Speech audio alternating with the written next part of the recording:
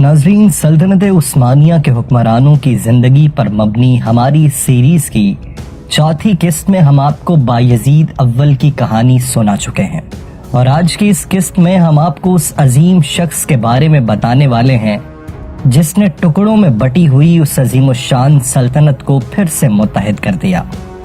ہم نے آپ کو بتایا تھا کہ انقرہ کی جنگ میں شکست کے بعد بایزید اول کو تیمور لنگ نے ایک پنجرے میں قید کر دیا تھا اور اس کی بہت تذلیل کی تھی، اور افسوس کی بات یہ تھی کہ اسی بایزید کے بیٹے بچی کھچی سلطنت پر قبضہ جمانے کے لیے 10 سال تک آپس میں لڑتے رہے، مگر پھر وہ شخص برسر اقتدار آیا جس نے اس خانہ جنگی کا خاتمہ کیا اور ایک مرتبہ پھر اس عظیم الشان سلطنت کو اپنے جد امجد کا تاریخی خواب پورا کرنے کی جانب گامزن کیا۔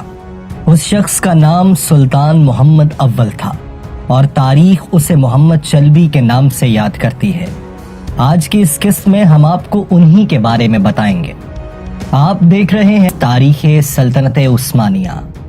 اگر آپ نے ہمارے چینل کو سبسکرائب نہیں کیا تو ہمارے چینل کو سبسکرائب کیجیے اور بیل آئیکن کو دبائیے تاکہ آپ کو لمحہ بلمحہ ایسی معلوماتی ویڈیوز پہنچتی رہیں، اور کمنٹ سیکشن میں ہمیں اپنی رائے سے آگاہ کیجیے۔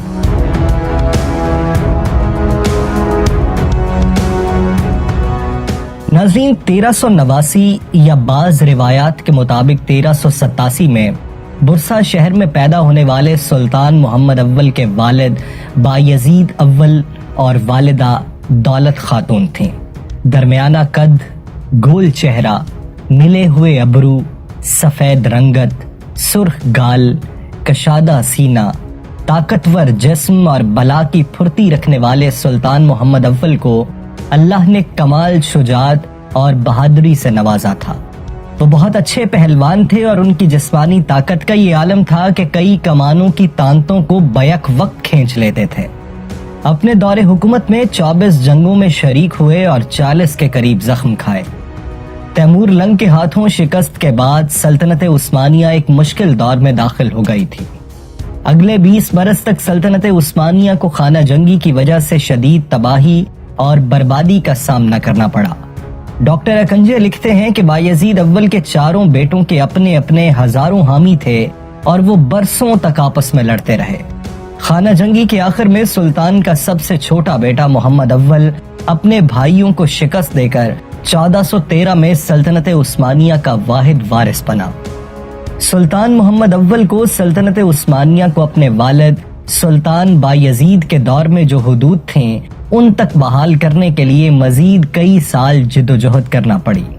کیرولائن فنکل لکھتی ہیں کہ 1416 میں شاہ رخ نے سلطان محمد اول کو خط لکھا اور اپنے بھائیوں کو ہلاک کرنے پر احتجاج کیا تو عثمانوی سلطان کا جواب تھا کہ ایک ملک میں 2 بادشاہ نہیں رہ سکتے۔ ہمارے دشمن جنہوں نے ہمیں گھیرا ہوا ہے ہر وقت موقع کی تلاش میں رہتے ہیں۔ سلطان محمد اول نے اپنی فہم و فراست اور دور اندیشی کی بدولت خانہ جنگی پر بڑی مہارت سے قابو پایا اور ایک ایک کر کے اپنے تمام بھائیوں پر بھی غلبہ حاصل کر کے وہ اس سلطنت کے واحد حکمران بن گئے۔ انہوں نے اپنے 8 سالہ دور حکومت میں سلطنت عثمانیہ کو نئی بنیادوں پر استوار کیا اور اس کے ستونوں کو مضبوط کرنے کی ہر ممکن کوشش کی۔ ان کی حکومت کا زیادہ تر عرصہ اسی کام میں گزرا اور اسی لیے بعض مورخین انہیں سلطنت عثمانیہ کا دوسرا بانی قرار دیتے ہیں۔ سلطان محمد اول کو جو چیز دوسرے سلاطین سے ممتاز کرتی ہے وہ ہے آپ کی فہم و فراست اور اس کے ساتھ حلم و برداشت۔ جس شخص نے قانون شکنی کی اور سلطان کی اطاعت سے انکار کیا تو سلطان نے اس کے معاملے میں برداشت سے کام لیا۔ کرمان کے علاقے کے امیر نے جب خود مختاری کا اعلان کیا اور اسے زنجیروں میں جکڑ کر سلطان کے سامنے پیش کیا گیا، قرآن کریم کی قسم کھانے کی وجہ سے سلطان نے اسے معاف کر دیا۔ پھر جب دوبارہ قسم توڑ کر آمادہ بغاوت ہوا اور منہ کی کھائی تو دوبارہ سلطان کے سامنے پیش ہوا، لیکن سلطان نے معافی مانگنے پر اسے دوبارہ معاف کر دیا۔ سلطان محمد کی پالیسی کا اہم ہدف سلطنت کی تعمیر نو اور داخلی طور پر اسے مضبوط کرنا تھا۔ اسی لیے قلعہ بولی کے مقابلے میں جب سلطان کو شکست ہوئی تو انہوں نے بحر اسود کے ساحل نسالیانیز کے بعد شہر قسطنطنیہ کے امیر کو واپس کر دیے۔ اس کے ساتھ معاہدہ کر لیا اور تمام فتنوں کا خاتمہ کر دیا۔ ایشیا اور یورپ کی بغاوتوں کو سر کیا اور ایشیا کی بعض امارتوں کو اطاعت پر مجبور کیا جن کو تیمور لنگ نے بغاوت پر اکسایا تھا۔ یہ امارات دوبارہ عثمانی سلطنت کی اطاعت اور دوستی کا دم بھرنے لگی۔ سلطان محمد کے زمانے میں شیخ بدر الدین محمود نامی ایک شخص ظاہر ہوا جس نے مسلم علماء دین کا روپ دھار رکھا تھا۔ وہ سلطان محمد کے بھائی موسیٰ کے لشکر میں تھا اور اس دور کے دولت عثمانیہ کے سب سے بڑے منصب قاضی العسکر کے عہدے پر فائز ہوا۔ موسیٰ بن یزید نے اسے اپنا مقرب خاص بنا لیا اور یوں وہ لوگوں کی عقیدتوں کا مرکز بن گیا۔ موسیٰ جب اپنے بھائی محمد اول کے ہاتھوں قتل ہوا تو بدر الدین ترکی کے شہر ازنیک میں محبوس ہو گیا۔ یہاں بدر الدین نے لوگوں کو اپنے غلط اور فاسق مذہب کی طرف دعوت دینا شروع کر دی۔ اس کا یہ باطل مذہب کافی پھیل گیا اور اس کے پیروکار بہت زیادہ ہو گئے۔ اس کے مبلغین میں سے ایک شخص بہت مشہور ہوا جسے پیر کلیجہ کہا جاتا تھا۔ حتیٰ کہ اس باطل عقیدے کی بازگشت سلطان محمد اول کے کانوں تک پہنچی تو سلطان نے اپنا ایک لشکر اس کے ساتھ جنگ کرنے بھیجا، لیکن اس لشکر کو شکست کا سامنا کرنا پڑا۔ اس کے بعد سلطان نے اپنے وزیر خاص بایزید پاشا کی سرکردگی میں ایک اور لشکر روانہ کیا جس نے پیر کلیجہ سے جنگ کی اور اسے کرکبورنو کے مقام پر شکست دی۔ لیکن شیخ بدر الدین اپنی گمراہی پر قائم رہا۔ وہ گمان کرتا تھا کہ وہ اس علاقے پر غلبہ حاصل کر لے گا۔ رومانیہ کے امیر الاخلاق نے اس بدعتی اور خارجی کی مدد کی، لیکن سلطان محمد نے اس دشمن اسلام کا تعاقب جاری رکھا۔ دلی آرمان کے علاقے میں چلا گیا جو آج کل بلغاریہ میں ہے۔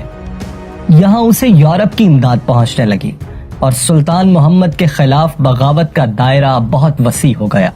سلطان محمد اول بڑے بیدار مغز اور محتاط شخص تھے۔ وہ ہر کام کو پوری احتیاط اور سوچ سمجھ کے ساتھ سر انجام دیتے تھے، اس لیے بدر الدین اور اس کے حواریوں کے خلاف انہوں نے کسی دوسرے شخص کو قائد بنانے کی بجائے خود ہتھیار سجا کر میدان میں اترنا گوارا سمجھا۔ سلطان کے مخبروں نے پوری کوشش کی اور باغیوں کے صفوں میں گھس کر اہم معلومات حاصل کر لیں، جس کی وجہ سے باغیوں کو بدترین شکست ہوئی۔ بدر الدین کو جب سلطان محمد کے سامنے پیش کیا گیا تو سلطان نے اس سے پوچھا، کیا وجہ ہے؟ میں دیکھ رہا ہوں کہ آپ کا چہرہ زرد پڑ چکا ہے۔ بدر الدین نے کہا، اے میرے آقا، سورج جب غروب ہونے لگتا ہے تو اس کا رنگ زرد ہو جاتا ہے۔ سلطنت کے علماء نے بدر الدین سے آزادانہ مناظرہ کیا، پھر اس کو شرعی قانون کے مطابق سزائے موت کا حکم سنایا گیا۔ سلطان محمد اول شعر و ادب اور فنون لطیفہ کے بھی قدردان تھے۔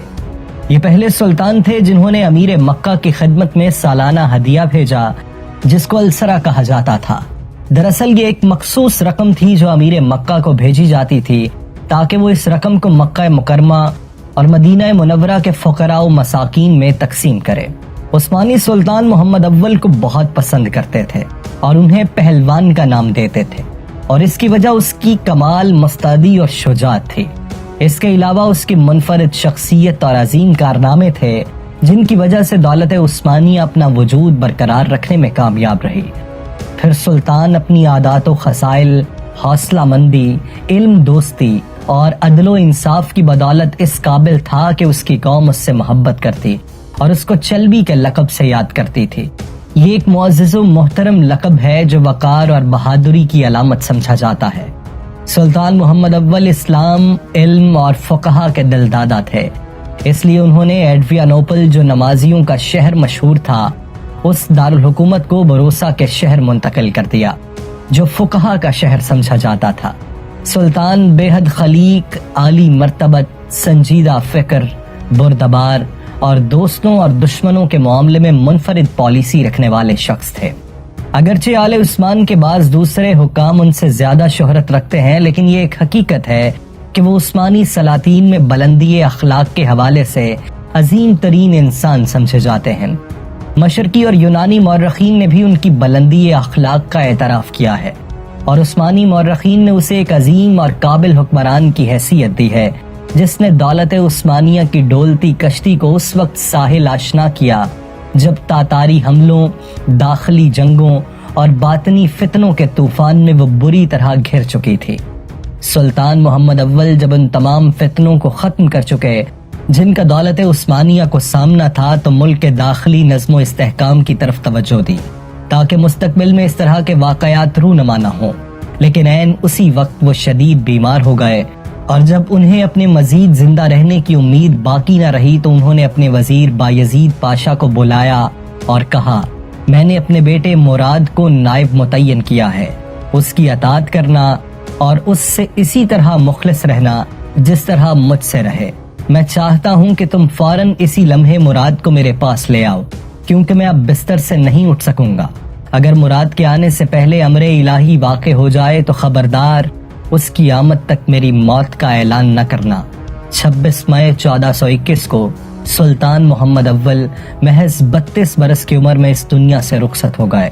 ان کا مزار بروسا میں مسجد سبز کے ساتھ واقع ہے۔ اس خیال سے کہ سلطان کے وصال کی خبر سے کوئی ناخوشگوار واقعہ رونما نہ ہو جائے، ان کے دو اہم ترین وزراء ابراہیم اور بایزید پاشا نے اس بات پر اتفاق کیا کہ جب تک مراد ثانی پہنچ نہیں جاتا تب تک اس خبر کو فوج سے چھپایا جائے۔ انہوں نے ایک طرف تو فوج میں یہ خبر پھیلا دی کہ سلطان بیمار ہے، اور دوسری طرف سلطان کے بیٹے کو بھی جلدی پہنچنے کی تاکید کی۔ 41 دن بعد جب مراد ایڈریانوپل پہنچا تو وزراء نے سلطنت کی چابیاں اس کے حوالے کر دیں۔ مراد اول نے اپنے زمانے میں کیا کارنامے انجام دیے اور سلطنت عثمانیہ کی تاریخ میں اس کے بعد کیا ہوا، یہ سب آپ کو بتائیں گے اس سیریز کی اگلی قسط میں۔